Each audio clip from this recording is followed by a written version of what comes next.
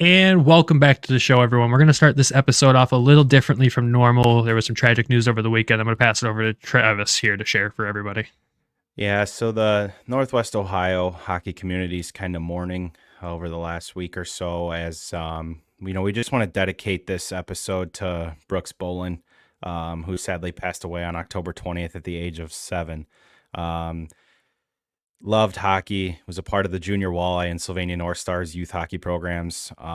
We want to pass along our condolences to his family and loved ones through this tough time, sad times. But out of that, the hockey community of Northwest Ohio showed their love and support. It was on full display over the last couple of days, showing support to his family and loved ones through this tragic times. Just wanted to, dedicate this to him, young hockey player. And it just shows that the hockey world, it's one of the tightest bonds. It's a family. I mean, you've seen it so many times over and over again. And just an amazing display of support by Northwest Ohio and all of the people that love this game and were able to give his family the love and support they need in this time. So I just wanted to take a moment of silence in his honor.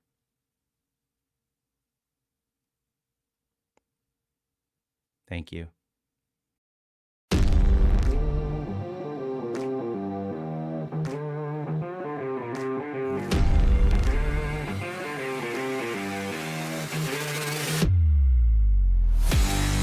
This is your place for all things Grand Rapids Griffins and all things Toledo Walleye. This is the Hockeytown West podcast with your host, Brandon Cook and Nick Harrington. And welcome back, everyone, to the Hockeytown West podcast, your source for everything Grand Rapids Griffins and Toledo Walleye hockey. I am one of your hosts, Brandon. And I'm Travis. And today we're going to recap the Toledo Walleye's crazy start of the season road trip to take on another powerhouse team in the ECHL, the Idaho Steelheads. Walk you through all three games that happened, any other news that came out of that. Before we dive into those games, I'll pass it over to you, Trav. Man, how you doing today? I'm good. I'm not sounding any alarms. I think that's the biggest thing that came out of this last weekend. Looking forward to Friday. I think you and I both are. Gonna be a lot of excitement. I know my dad's coming down. You'll be down. I feel like I've just been buying tickets for everybody, like over the summer, buying tickets for this home opener for people and sending them. So I'm good. I'm ready for Friday. I know this fan base is ready for Friday. You go from, May till November. That's a long time to not be in the Huntington Center. And I know everybody's excited. I'm excited to see these light up rally towels that everybody's getting. Yeah, right? So it'll be cool, but I'm doing great. Good, man. Good. I love to hear that. I am pumped to get this season at home underway with the Fish. I love making the trip down there to the Huntington Center. It is one of my favorite arenas in hockey overall. It's always a party. We know the place is going to be hopping. The Fish being back home for the first time this season against a team that they played in the playoffs last season. So it's going to be a fun game up and down the ice here. I'm just excited to see everybody. If you happen to see us out there, don't hesitate to say hi. We love talking to the fans when we come down there. It's unfortunate Nick won't be with us, but he's down partying in Mexico, having a good old time down there. So I guess we'll allow him a vacation here and there. But we have a ton of hockey to talk about here. But before we dive into that, a few lineup and news updates around the Walleye here. One just broke before the show, and that was the release of Thomas Farrell from his deal. We don't know if that's, a thing where he's going to get it signed for a longer deal in the AHL or something like that. Who knows? We don't know how that works out, but we do know that he's been released according to the ECHL website transactions page. And that was an interesting one to see. I didn't kind of expect to release this early. Yeah. You hate to see it for the player. Signed here in hopes of probably playing here. But he hadn't cracked the lineup yet. We don't really get a whole lot of clarification as to why this happened. Hopefully he lands on his feet somewhere just for the person. You want him to be able to play and continue his career. So I just wish him the best. Yeah, once a fish, always a fish, right? You always want to see him succeed no matter where they go. Absolutely. Until they go to like Fort Wayne or something. Then you're the enemy and then you're dead to us, at least until you retire, right? We've heard that from Toledo Storm players themselves, right? During the game, you're the enemy, and then afterwards you can still be buddies, even including some of the players' girlfriends at the time. So Talking to Oh, you, Derek Booth. yeah, exactly. The other piece was we finally had movement with Gage Alexander, which this is something we kind of anticipated seeing him down with the Toledo Walleye at the beginning of the season, and that's where he's going to be. Might finally see some ice time. You just feel for this goaltender in this carousel of goalies in the organization. Hopefully this means we'll finally get to see some action from him. I would assume you would see Jan Bednar start Friday in Toledo and probably see maybe Gage Alexander play his first game of the season on Saturday, and I'm just excited to see what this kid's about. Yeah, I think everybody's kind of wondering, how this goalie carousel is going to work out. Obviously, we've seen Gylander, we've seen Bednar. Initially, Alexander was down here and then recalled and now sent back down. I just want him to be able to play a game. Like, we don't even know what we got here. I mean, you can look back and see the stats where he was at last year, but I mean, it's a new year, a new team, new city for him. Probably a better team than he was on last year. So I'm hoping we get to see him. I'm thinking probably Saturday with you too, or along with what you were saying too with him, probably see him Saturday. And I would suspect that we'll see Bednar on Friday. Yep. And, Gylander's still with Grand Rapids. And as it stands right now, Bantle and Seeger are still with Grand Rapids. We don't know if that'll change over the week. We saw, the Red Wings do have Tyler Mott practicing. Does that mean somebody gets sent down from Detroit? For all of us, we hope it's not Marco Casper. But we do know there could be roster movement there with however that could shake out. So maybe we'll see Bantle or Seeger, one of the two, back with Toledo. It would be a welcome sight to see them back with Toledo, even though they've played very well with Grand Rapids. We know they've started the season off very well with Toledo as well. And we like their size and skill in the lineup with Toledo. If you get a guy back, great. I think they made the move to bring in Nodler last week. So if we get him back, great. If we don't, they've already made an addition to hopefully bolster the roster. And as we'll get into, he scored in his first game. Yeah. So let's dive into these games here. We'll go game by game and kind of break this down for everyone. And like we said, or like you said at the beginning of this episode, we are not sounding alarms. We will start there. Everything is fine. The trip kind of went exactly as anticipated, honestly. We would have loved to come away with 3 wins. We didn't, but coming away with 3 points is still a big one. So let's dive into the first game here. This was last Wednesday in Idaho to start off this road trip, and the Fish do drop this one 5-2. Idaho came out guns blazing in this one, honestly. It was a tough battle for this game, but the scoring goes as followed. Idaho did kick off the action 7 minutes into the first and then followed it up again with another goal at the 12-minute mark. Toledo did end the period, at least at the 15-minute mark, with Trenton Bliss getting his second of the season from Sawyer and Hawkins. Another nice goal from Blisser there. It's something you love to see this early in the season. Second period, all Idaho to start it off. 4 minutes in, they get a goal. 12 minutes in, they get a goal. Toledo's second goal of the game, and only their final goal of the game, came from Nodler. His first game as a Walleye, and gets his first goal. It was kind of right place, right time situation there from Dornbach and Lewandowski. But Idaho does add one more in the second there. No scoring in the third. The storyline that I pull out of that one is Idaho was 2 for 5 on the power play in this one and outshot Idaho was 2 for 5 on the power play, but they were not outshot by Toledo. Toledo had 43 shots to their 27 here. Toledo went 0 for 3 on the power play in this one. Bednar stopped 22 of 27, with Kraws the other end stopping 41 of 43. Break this game down for me, Mix. When you look at shots right here, I did get to watch most of this game, though, thankfully. But when you look at shots, you're like, Toledo probably should have won this game, but they end up getting stomped 5-2. And I have a feeling with the conversation here is going to be we got goalied a little bit by Kraws. Yeah, I did note that. This could have easily been 5-5. He made some really big saves and just some puck luck that didn't go Toledo's way. But ultimately, 2 for 5 on the power play for Idaho. I think this was kind of a trend this weekend. Seemed to be in the box a lot. Something that they'll probably want to clean up, which I'm sure that they've already talked about and will be taken care of. I hope so. Yeah, honestly, Bliss's goal, though, that's great awareness. I think he was the only one on the ice that knew where the puck was. Like, because it hit Kraws and just sat there, and Kraws is like, where's that? It's like, I have it. And Bliss just picked it up and had a wide open wraparound, got the guys back into the game. But it felt like whenever they'd kind of get back into it, Idaho would just get the next goal, and then it just kind of, that momentum stayed with them, and they just couldn't sustain that coming back. Like you said, I don't think they played that bad of a game. I even said it to a couple of people. I was like, really, we haven't played that bad. It's just we got to stay out of the box. A little more puck luck, you're probably looking at an overtime game, or like what I initially said I thought we'd see, like a 6-5 or 5-4 game. But Um, good to see Nodler get on the board. Dornbach with Lewandowski. Sawyer continues to be a steady force on the defense. And then, Mr. Hawkins is Mr. Hawkins. It's just kind of, it's expected. But Bednar, kind of a tough night compared to his first outing of the year. But, he rebounded well on Saturday, which we'll talk about. But all in all, I didn't think they played that bad of a game. It's just the puck didn't go in the net at times for them when they could have used a goal. Yeah, I mean, Bedsy didn't have the best game, but at the same time, he did make some key big saves in this game that could have had the score be a little higher here. But like you mentioned, the discipline in this one was definitely the difference maker. Like you come out of the second period with Pilon taking that dumb double minor there at the end of the period, and you're just like, bro, what are you doing? The butt ending attempt, whatever you want to call it there. I looked for it on the ice in the replay, and I couldn't see him on the ice at that point. I thought the penalty came from the scrum near the bench at the end of that period, and it didn't. It was behind the play there.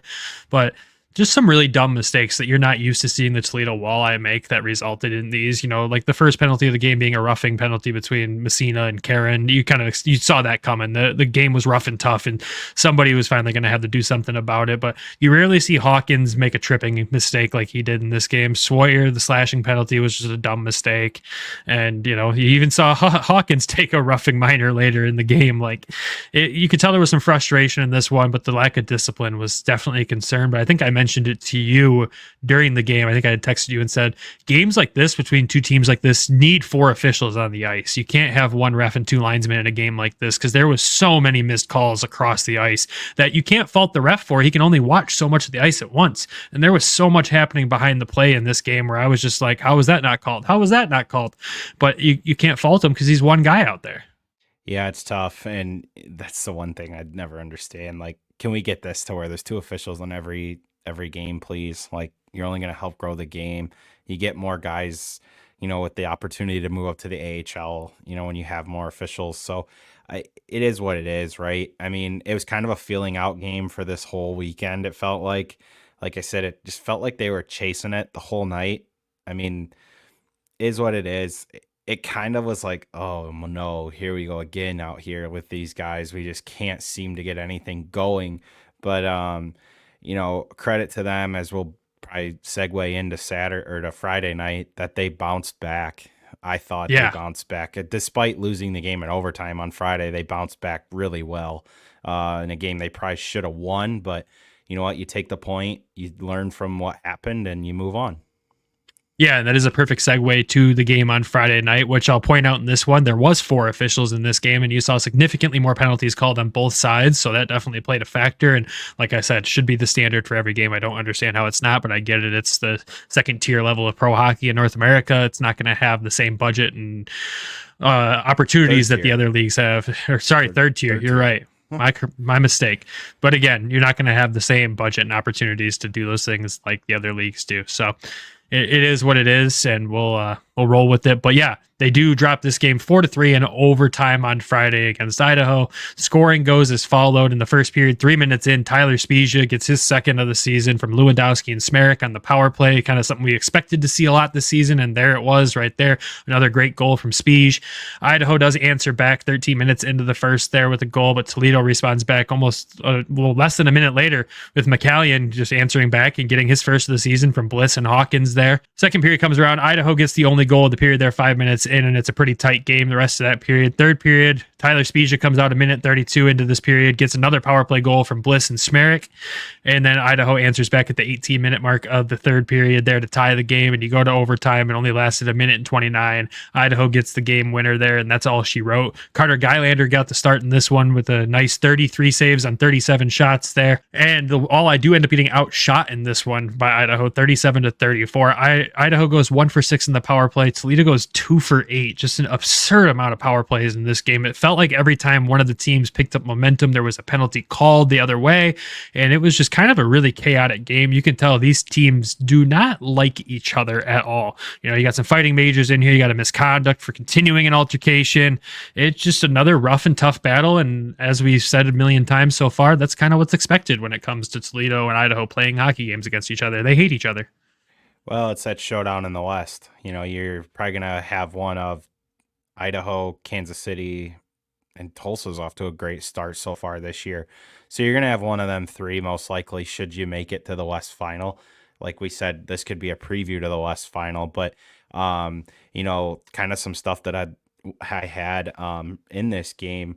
The Spezia first goal, I mean, nice little forehand, backhand move off a pass from Lewandowski that came from a point shot that found Lewandowski's stick, and then he finds Spezia. But the McCallion goal, who's seen that coming? Like, you know what I mean? Nobody. Like, he didn't have the offensive, like, game-breaking point production last year, and he comes in and just rips one past the goaltender off a beautiful feed from Trenton Bliss. Found him wide open. I mean, what a shot. I mean, like, I think I even said to you, like, what a shot by McCallion. Like, love to see that. I mean, your depth defenseman getting a goal. I was excited for that. But the goal that stood out to me the most in this game, Tyler Spezia's second goal. This was unbelievable. And I don't know for the life of me what the hell Steelheads were doing, because they left Bliss and Spezia basically wide open in the middle of the ice right in front of their net on a power play. Like, can't do that. No. And then you have Jalen Smerrick at the top of the umbrella with the puck, and he's just like, oh, hey, Trenton Bliss is wide open. I'm going to give him the puck. And then Bliss is like, oh, Spezia's standing there. Nobody's guarding him. So I'm just going to give it to him. And it was a tap in. Felt like a lot of their goals were tap ins this weekend. Like, if you go back and watch their goals, it's like routine pass. It's like they didn't shoot the puck outside of McCallion to blow it by a goaltender. They just like almost passed it in a lot. But, it just worked out well for them. Obviously, the goal late sucked. That, it sucked. But, yeah, they got a point, and it felt like they were much better in this game than they were in the first game Friday. It felt like they had their legs. It felt like they were going. There were points where they carried the play. Spezia 2-goal game. Bliss had 2 assists. Just it was kind of a confidence booster that rolled into Sunday. And I think it's something that this team really needed. Obviously, you look at the penalties. 2 for 8 for Toledo on the power play. Penalty kill 5 for 6. A lot of special teams play in this game, like you had said. But Carter Gylander, again, he kind of was like almost the reason this could have been a close game at times. I mean, he came up with some huge saves like we had talked about, not even an hour ago, talking about in the Griffins game. But, I think it was just a matter of, they finally got their feet underneath them and they could just play. Like they flushed the game from Wednesday. We're here Friday. This is what we got to do. I mean, it sounds like we're talking like they won the game, but really they should have won the game. Yeah. But they got a point. And you know what? It's not the playoffs. The loss doesn't matter. They got a point. It's a moral victory. You build on it. Yeah, exactly. And, you bring up Gylander in this game, me watching it on Flow, I don't know if you had the same experience, but you try to watch a Walleye game with the away feed, it sounds like the Walleye radio announcer is speaking through an ancient FM radio half the time. It's miserable. They got to figure that out. Because did you get that from the Toledo hockey page? Because somebody put that on there. Oh, God. Well, at least we're thinking alike there. Yeah, no, that's exactly my experience with it. So just to bear to watch the game, I had to use the Idaho feed, and even their announcers were so impressed with Carter Gylander in this game and thought, they're like, who is this kid? We know he's a Red Wings draft pick, and that's about all we know. And he comes in here and, like you said, he gave the boys the opportunity to win this game. It's a game they definitely should have come away with the win, but to take away a point, you can't be mad at it. And it's kind of what we anticipated on this trip. We would have loved to say, yeah, the Walleye went through here and came out 3-0 out of this, but we knew that wasn't a reality. Like that, there's no way that was going to happen. Idaho is just a really good team. They played the game extremely tough and extremely tight, and to get the goals that we got, like you said, all these tap-in ones, you're kind of just looking at the Idaho defense going, how aren't you clearing this out of here? Why are you leaving this guy open? Do you not know who this guy is? Because Tyler Spezia, 2 goals in this game.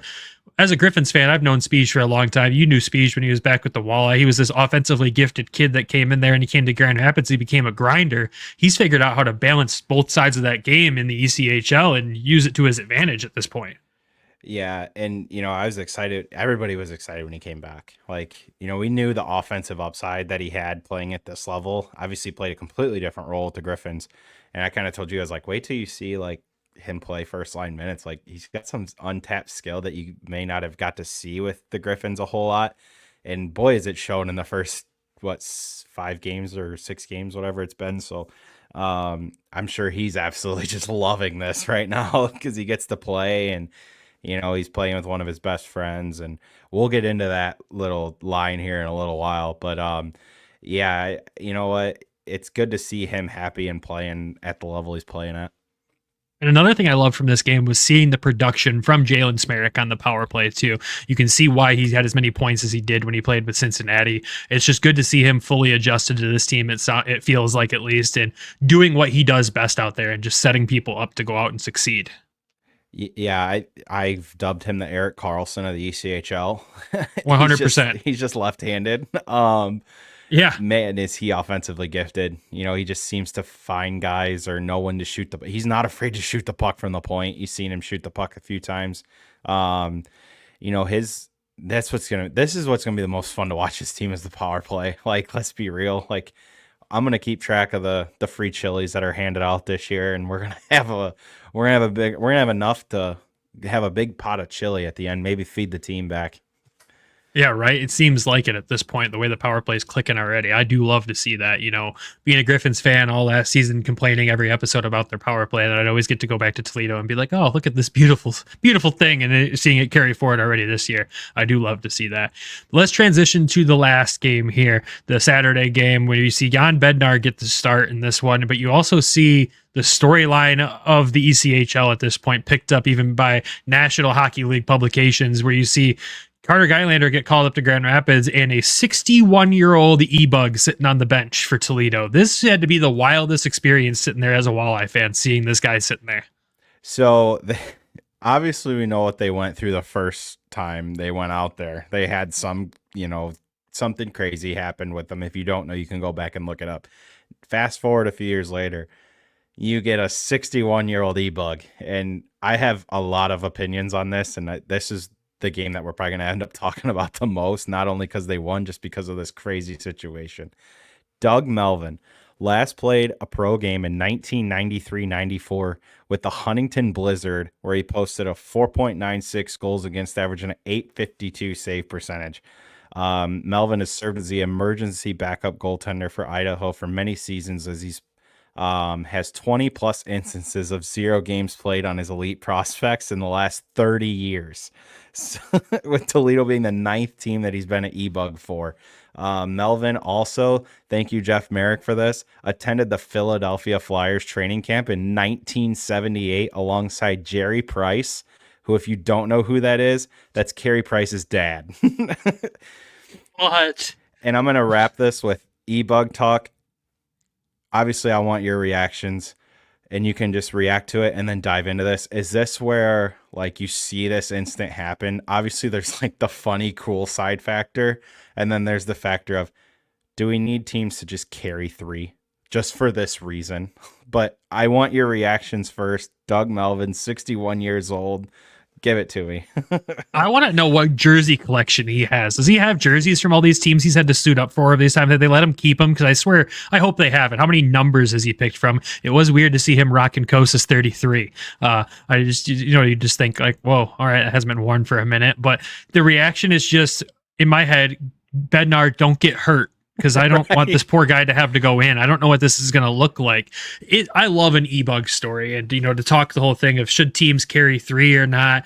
Sure, but I mean, this has produced some fantastic stories over the past few years. You look at Scott Foster in Chicago, you look at David Ayers with Carolina. These are stories that make the game of hockey so much more fun because you don't see this in other leagues. Like, you'll see maybe in the NFL a backup kicker come in who's maybe a wide receiver or something, but that's not as detrimental as your goaltender having to be this random guy who hasn't played hockey since 93, 94. 93 is the year I was born, folks. Like, come on, this is insane. So do you know who the Riley Cup champions were that year that he last played? Yep, it was good old Toledo Storm. Like, this is insane. Yeah, right? Everything does come full circle in life sometimes. But yeah, seeing this, you just pray that he doesn't have to get thrown in there. But you got to think for him, like, you see him on the bench, you see guys come back. He's hyping up the guys when they come back after a good play. He just becomes part of the team that night, and they all welcome him in. And you just say, God forbid, hope you don't have to go in. But what a story for him. And like I said, I hope he gets to keep every jersey from every team he's played for, or sat on the bench for at least, because he'd have a massive, awesome jersey collection. And I want to know how many different numbers he's gone through. Maybe he could put a whole jersey thing together like your buddy Ryan does, where he does a full countdown to the season with how many freaking jerseys he has.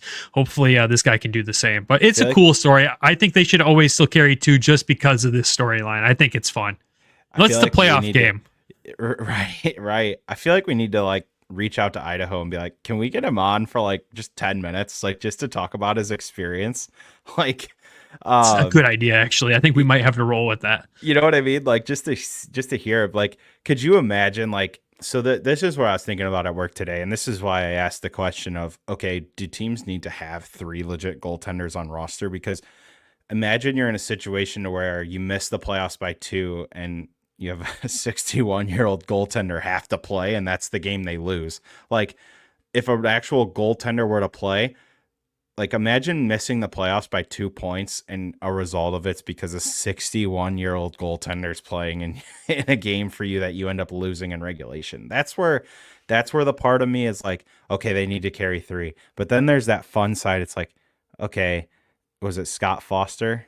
And then in Chicago, and you have David Ayers, and then even when the Oilers had to use an e-bug a couple years ago, they threw him in just for the hell of it in the last like 2.5 minutes. So like, yeah. And you even said, you're like, I hope Toledo's up by like 5, and they just throw him in there for a minute, like. But you always hope in those situations they get to see some ice time just for funsies, but you don't want to actually see it because both your goalies go down like Chicago had to, or like the Hurricanes had to deal with. That's not something you want to see, but it does create fun stories that no other sport has. Like there's no other sport in the big sports leagues that have stories like this, just because of how these rules are written. So I say don't change it, but you do bring up a good point. If it's a playoff deciding thing, like you're like, oh, but at the same time, you got to be like, you can't count out just that game. You got to be like, the boys could have won another game, another game that went to overtime that they could have won and gotten that point back or whatever.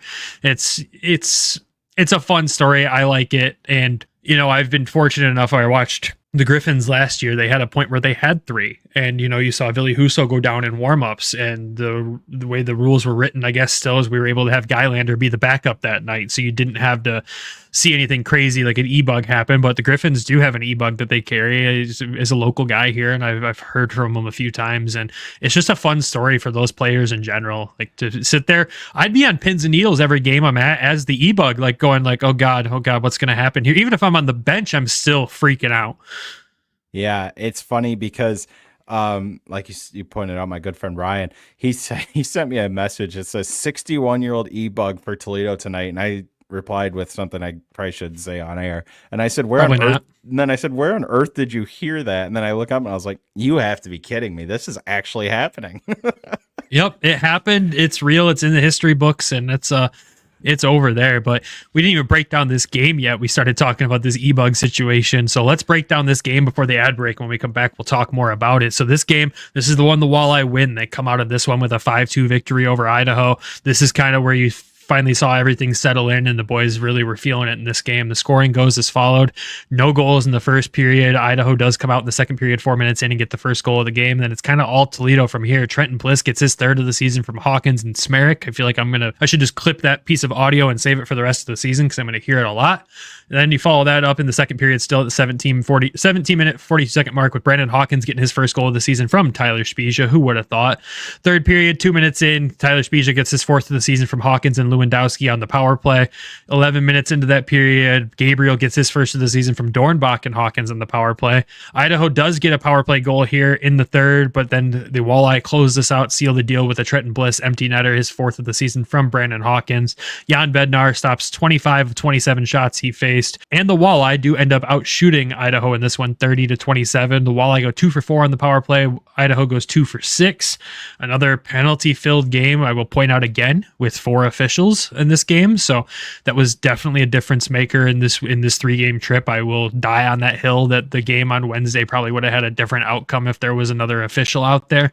But You'll probably get sick of me saying that with every ECHL recap we do this season. Sorry, folks. But just overall, a great game from the Fish here. It's good to see them come away with the win. I want to get Travis's reaction, but we got to fit an ad break here. So we'll do that real quick, and when we come back, the reaction, and we'll dive into a few different topics that I have for Travis with these games this weekend. So Nick will read the ad again. The quest for the Stanley Cup starts now. The puck's dropping on the 24-25 season. Get in on all of the action at DraftKings Sportsbook, an official sports betting partner of the NHL. Super easy for the first timers to get started. Try betting on something simple like picking a team to win. Go to the DraftKings Sportsbook app, select your team, and place your first bet. With the Red Wings opening the season on Thursday, October 10th, the current line is Detroit Red Wings a minus 130 on the money line. Odds and lines are subject to change between now and then. And if you are new to DraftKings, listen up. New customers bet $5 to get $200 and bonus bets instantly. Download the DraftKings Sportsbook app now and use code THPN. That's code THPN for new customers to get $200 and bonus bets when you bet just $5. Only on DraftKings. The crown is yours. Gambling problem? Call 1-800-GAMBLER. In New York, call 778-HOPE-NY or text HOPE-NY 467369. In Connecticut, help is available for problem gambling. Call 888-789-7777 or visit ccpg.org. Please play responsibly. On behalf of Blue Hill Casino and Resort, Kansas. 21 plus age and eligibility varies by jurisdiction. Void in Ontario. Bonus bets expire 168 hours after issuance. For additional terms and responsible gaming resources, see tkng.co/ice. Copyright NHL 2024. All rights reserved. Hockey is in the air, and the throw of the game is bringing Griffin fans from all over the state to the Van Andel Arena. So when you're looking to get tickets, your number one choice should be Game Time. Game Time has a new feature called Game Time Picks that makes getting tickets to see your favorite teams play live even easier. Game Time Picks filters out the fluff to show you only incredible deals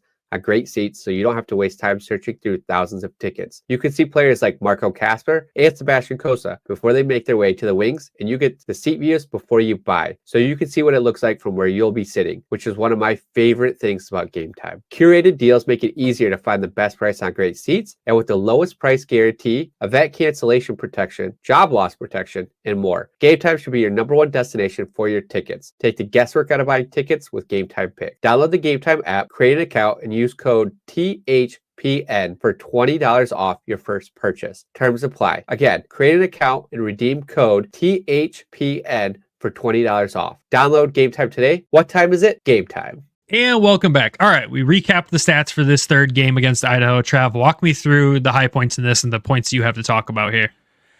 Well, this is obviously the one that I think everybody's going to want to hear the most about because we won the game. But obviously, Brandon Hawkins, 5 points, 4 assists, and 1 goal in this game. Trenton Bliss had 2 goals in this game. It's just they finally got the lead and build on it. And like I said, they seemingly got better every single game. And this is where the offense took over and showed that, you know what, when our offense is clicking, you ain't gonna beat us. Like, that's just kind of what it is. The tic-tac-toe, I call it tic-tac goal, basically, from Smerrick to Hawkins to Bliss. That was a beautiful play. Another tap in. Hawkins got his first of the year off another little broken down tap in goal, off a net front drive by Tyler Spezia. Spezia made a great play off a rebound. And hit an open net off the backboards. But what started that play was a Smerrick back check. That goal came that started 200 feet away from Idaho's net. Like, his hustle back to start that whole play where they then went the other way and ended up scoring that goal for Spezia. And the Gabriel goal, that play by Dornbach, that cross ice play, that was a beauty. And then obviously we already kind of talked about it with the E-bug, but and obviously Carter Geilander called up, and it was just Bednar's game, and he played really well in this game. Great bounce back performance from him, 25 of 27, 926 save percentage. Power play was a wash. They scored 2, we scored 2, so our 5-on-5 play kind of won us this game. I think with that included with the special teams, and then we outshot them this game. So it's just kind of my initial reaction. What do you got for me? So, one of the things I noticed most in this game where, we saw it in Friday's game where it felt like the Walleye got their feet under them a little more. But what I noticed in game 1 and most of game 2 was the Twins line, whatever we want to call the line of Hawkins, Spezia, and all of them. Obviously, they dominated play when they're on the ice. The Hansons. There is a name that Hawkins has dubbed this line, the Hansons. Yes. He has personally dubbed it that with 16, 17, 18 with their numbers there. It makes sense, honestly, when you kind of go back, pull up some fights, and then they're scoring. It makes sense. I like it. There maybe was a video made. Yeah, right. Travis might have said it to Hawk directly. He enjoyed it. But no, with that, like what I noticed in game 1 or 2 is every time they got possession, especially in the power play, it looked like Hawkins and some of the guys would really try to slow down play and take ownership of the ice, right?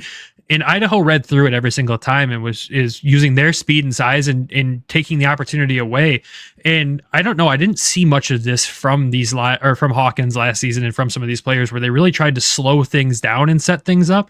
It was just something weird I pulled away from the game where I didn't really like it. I understand what they're trying to do with it, but you didn't see it in the third game, and they obviously came away with this win in a dominant fashion. I really kind of glad they went away from that in this game, because watching the setups and everything in those first 2 games, I was kind of sitting here scratching my head going, why are we trying to slow down the play? I mean, Hawk, I know you're getting older, but you're not that slow, buddy, and you have this wicked shot. Go out and use it, and everyone that's playing around you is still fast as lightning. Why are we trying to slow down the play? And did you see a lot of that last year, or was this something kind of new for you too? I guess I didn't really notice it, to be honest. So I'm glad that you kind of brought that up. Maybe it's just something new that they're trying. And obviously, if you said this was the game I didn't really get to see because I was in BG, so I only caught the end of it, and then with what was clipped and stuff like that. So obviously, whatever they did in this game really worked 50% on the power play. So good to see them just break through offensively. Like I said, it could have been something that they were just trying, and they noticed something, they made an adjustment, something that we screamed for a lot last year. And finally, it's good to see that, after 2 games are okay, we're going to make a minor adjustment, and it clearly worked. So I just like that they finally got the lead and built on it. I think that's my biggest takeaway, that they finally got ahead of these guys. They finally got out in front. They weren't chasing it,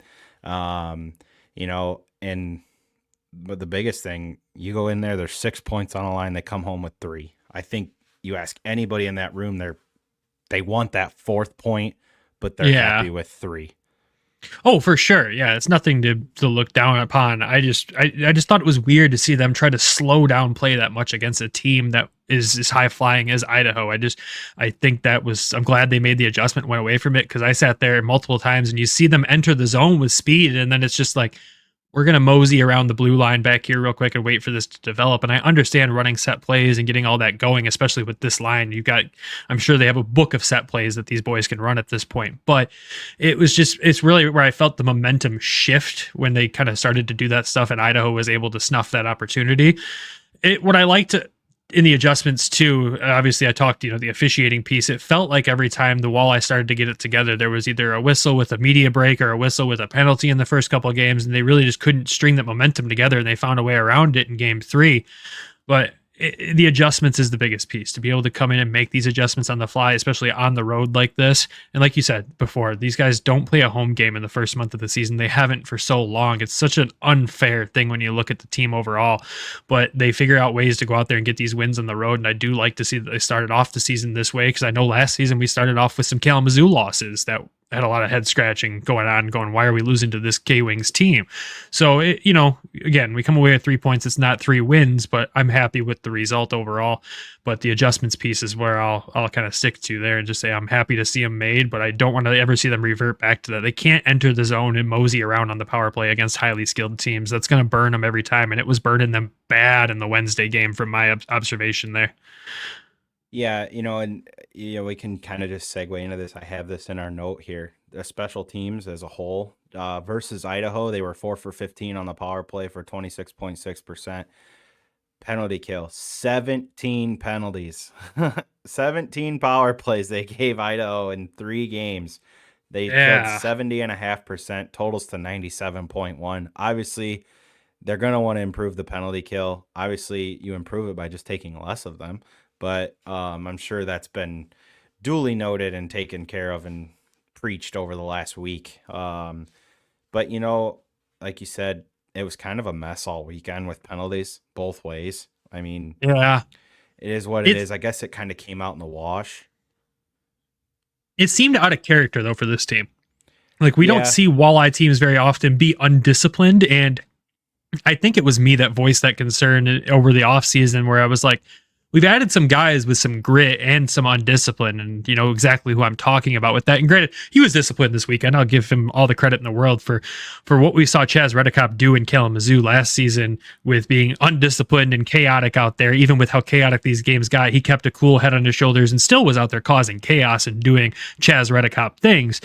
But at the same time, like, I've just never seen them be so undisciplined in those first two games. It was really wild for me. And granted, I've only been covering this team now for about a year and a half. So, you know, I know about the old days where undisciplined was the theme. But at the same time, it's just out of character for a Pat Mickish coach team from what I've seen in his tenure so far. Yeah, and like I said, I think it's something that they'll clean up. I hope so. I think I'm not too concerned. I mean, it is what it is. It's done. It's over with. They probably, you know, they're not gonna want to play shorthanded. I'll tell you that much. They're not. It's something that they're just not gonna want to do. They're gonna want to play on the power play. So I think, you know, I can see adjustments being made coming back home. You know, it's a learning experience early in the year for them. Obviously, I'm not a fan of how many penalties they took. I'm sure the whole fan base isn't pleased with it. I'm sure they're not pleased themselves, right? You know, Yeah. it's just a reality of the situation. I think that they'll tone it down a little bit. I think it's mainly just, you know, and I didn't get to see Sunday, so there could have been some after the whistle stuff. I think it's just more or less being maybe a little more selective of when you can do that. But I think it'll improve, and you're going to see a much more disciplined team coming home.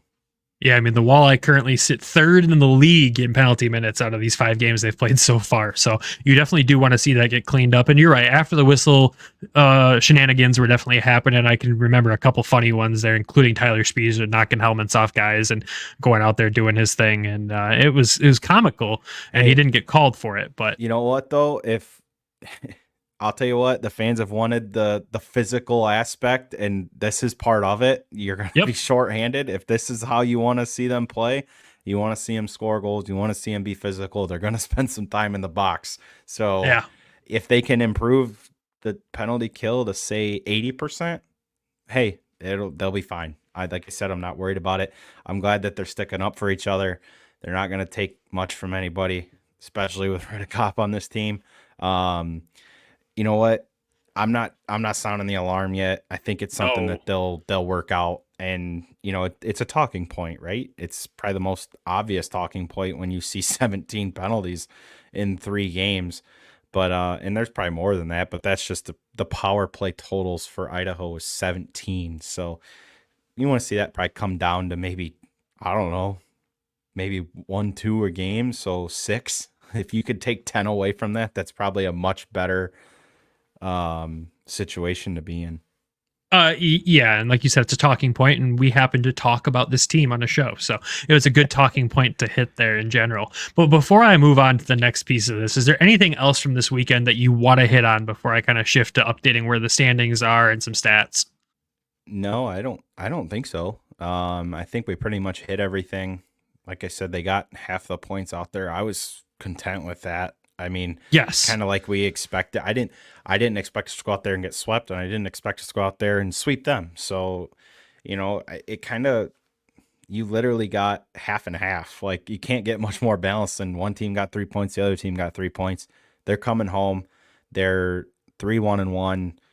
You know, I'm happy with their start for being on the road. That's just me. Yep, 100%. Like you said, they are 3-1-1. They are leading the Central Division so far with 7 points, with the Kalamazoo Wings right behind them, off to a crazy 3-0 start for the Wings there. I did not anticipate that. We'll have to dive more into that in the future here because we do have some games coming up against them next month here. And then you got Fort Wayne right behind them sitting at 3-1. Bloomington at 1-2. 1-2-0-1, I should say. Iowa at 1-2-1, and Cincinnati at 0-2-2, and Indy at 1-3 at the bottom of the division here as well. But it is good to see the boys coming out, leading the division there, second in the Western Conference as of right now, behind, who guessed it, the Kansas City Mavericks, off to a 4-0 start this season. But it is good to see that. And then down the stat side of things, of course, who else would be leading the team in points so far to start this season? Brandon Hawkins with 9 points, Trenton Bliss right behind him with 7.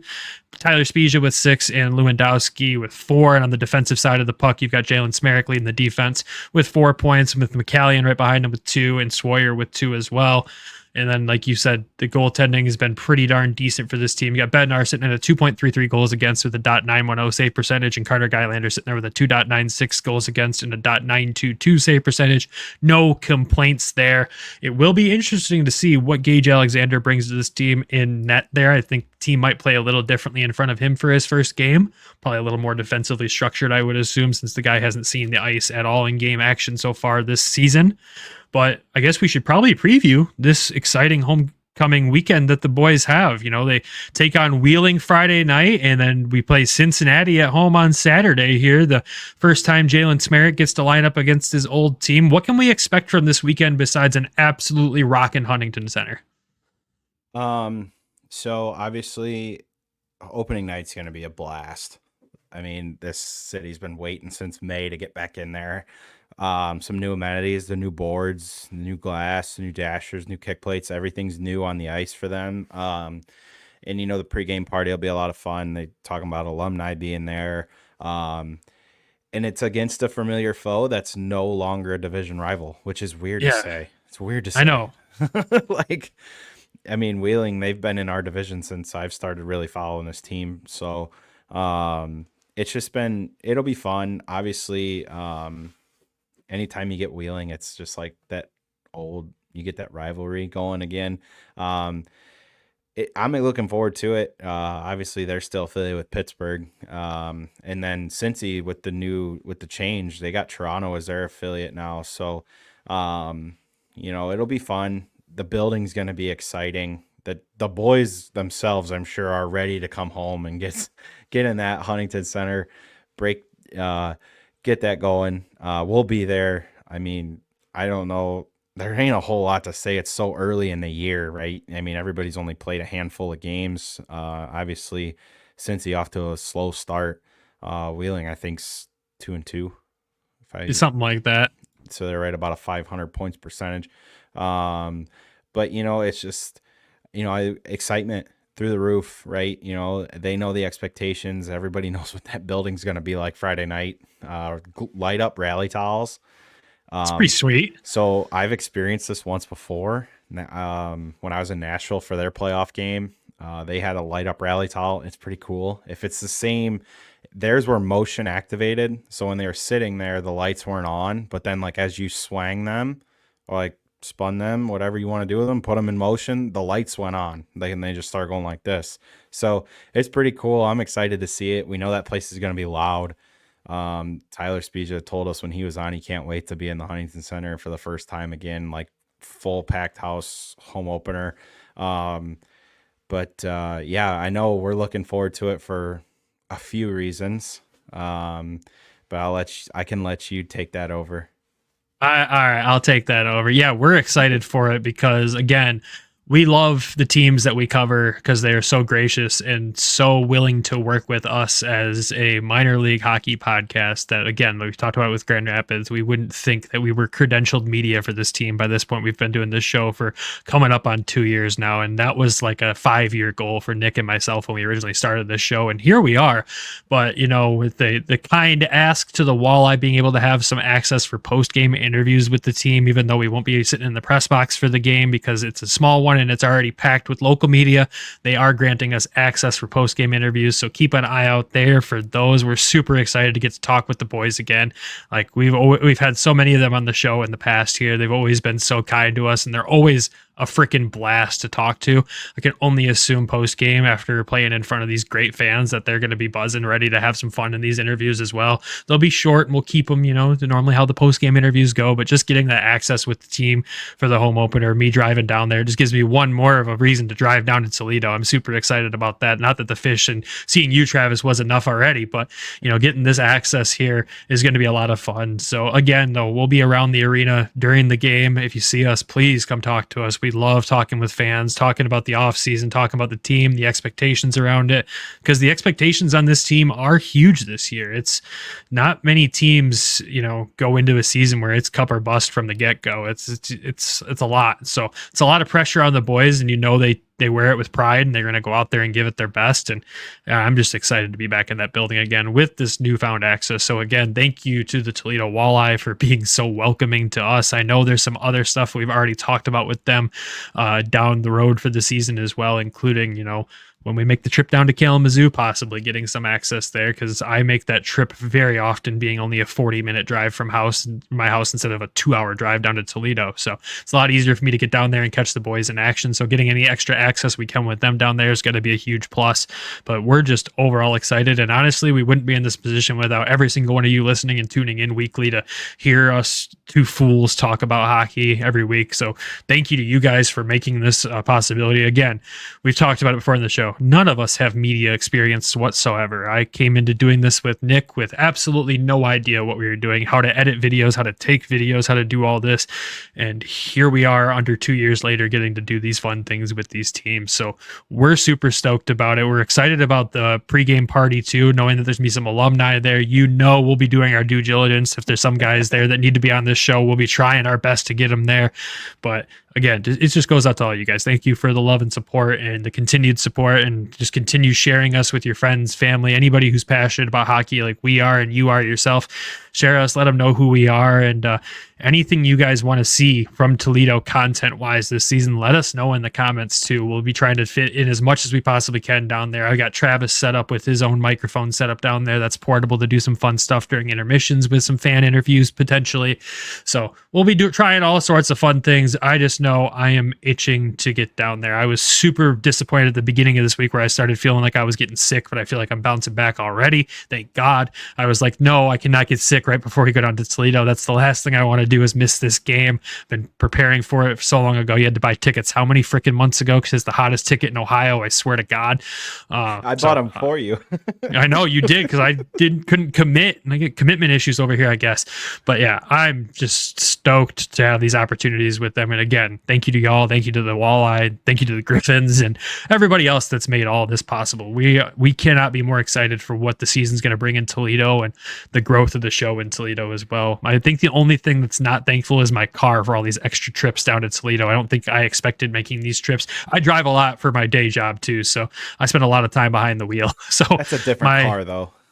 It's a shit box. Anyway, I just want to say thank you too. Like, thank you not just to our fans, to you and Brandon and Nick for letting me join this, but to you fans, we don't do this for us. We do this for you guys. Like, we want to provide the fans with even more content. Like, we know the love and passion that you all have for this team, and not even just the Walleye, but the Griffins too. And, we hope that there's some cross fandom going on now to where like the more Toledo guys are following Grand Rapids, and then the Griffins fans are coming down to Toledo because they hear about this crazy environment. But this can't be done without you guys, and it's amazing the support that you guys give us. I know like some of the fans reach out and have stopped me and just thank you, but no, it's not thank you to us, it's thank you to you guys. Like, this isn't possible without you guys. Thank you to the media with the Walleye, obviously, to give us this opportunity. It's just, I almost got to pinch myself that this is even happening Friday. Like, I got to kind of see it with Nick. Like, when I was up there for the opener, I didn't get to go down with Nick, but like, he calls me, he's like, dude, this is so cool. Like, I couldn't have ever imagined it. So, and without the fans and all the support from you guys, we can't thank you enough. We do this for you guys. Yeah, we don't do this to make money, clearly. No. Anything that we get from Patreon and ads and everything goes right back into the show just to update this production. I mean, it says enough right there. We recorded an episode Monday night for the Griffins, and my audio was screwed up. I was coming through the wrong microphone, and Nick and I both stood on the hill. That's not an episode we'll release to the public. Sure, Patreon, because it's fun and they like the extra content, but we want to bring the best quality content possible. Doing a remote podcast with us being all in different places is already hard enough to make beautiful quality. We do our best there. We'd love to be able to sit in the same room together and talk about these games. I think the content would be even better, but just to be able to put stuff back into the show and give us the opportunity to improve it every week, it couldn't be done without you guys and the support from the network and ourselves, or our fans and everything. So thank you. We can say it over and over again. And we have new stickers. So if you do Yes. see us, get the new stickers. It's a little different than last year. It's pretty cool. You guys did something pretty cool with those. I like them a lot. Yeah, and I'm trying to get some walleye colored ones. We do have our logo in the walleye colors too. I'm working on a new backdrop for the walleye episode specifically, but I'm trying to get a little bit more creative, more professional. I lack that in my life sometimes, so we're working towards it. But yeah, if you see us, we'll have stickers on us. Stop, say hi, please. Don't be discouraged to say hi. If we look like we're busy, we're not. We're just usually talking to each other about the game itself at that point. I don't think I'm sitting by you at the game, which makes me sad, but. No, it was pretty limited when we even bought them, and that was the day they got released. Yeah, I was like, dude, I know they'll release more later, but at least you'll know you have some. Like, let me just buy them for you. And then I call my dad. I'm like, hey, do you want to go to the home opener? He's like, when is it? Yeah, I can do that. Okay, I'll buy you tickets now. And make sure you glue your hat to your head Friday. Yeah, he's not stealing my Hooks hat. I'm telling you that right now. I love that hat. But like, it is crazy when you talk about buying tickets for the Walleye. Like, it's the only team in minor league hockey I can pull up their website and see a set few games ahead where it's like minimum 200 tickets left already, and you're just like, Jesus Christ, like.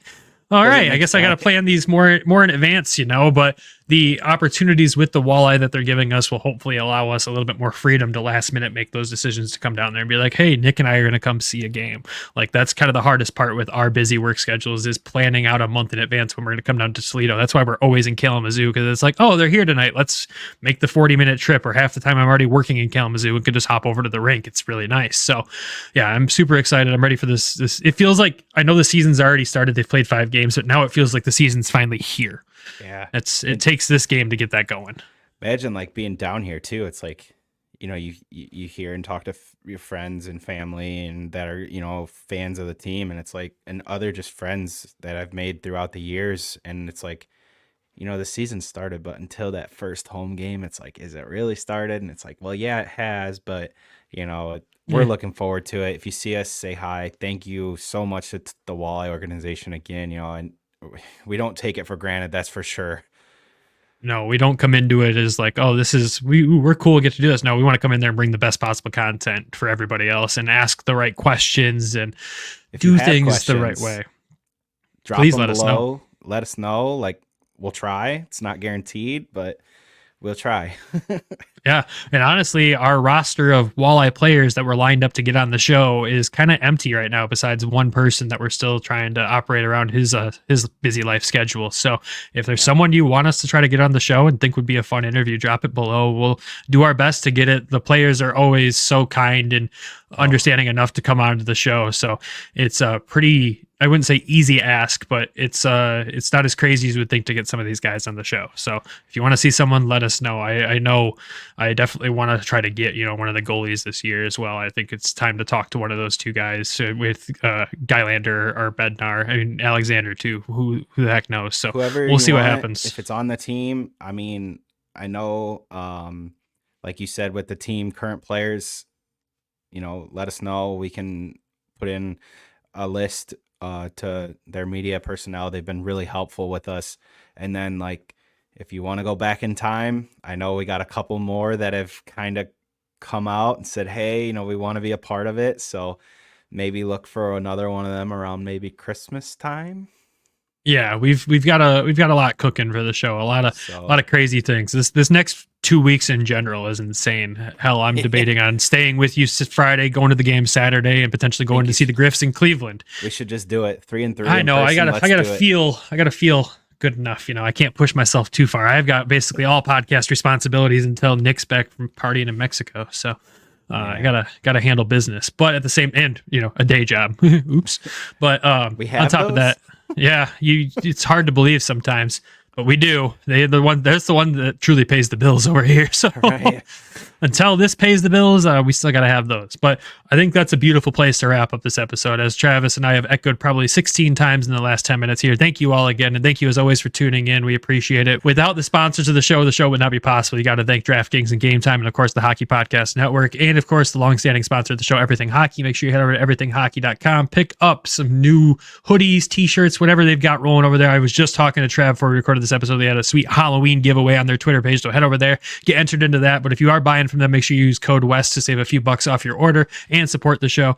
And of course, without our Patreon subscribers, the show could not be possible. So thank you to Michael, Randy, Lori, Alan, and Derek. We appreciate you guys. I'm going to miss one of these names one of these weeks, and it's going to be embarrassing because I know Nick was embarrassed when he did.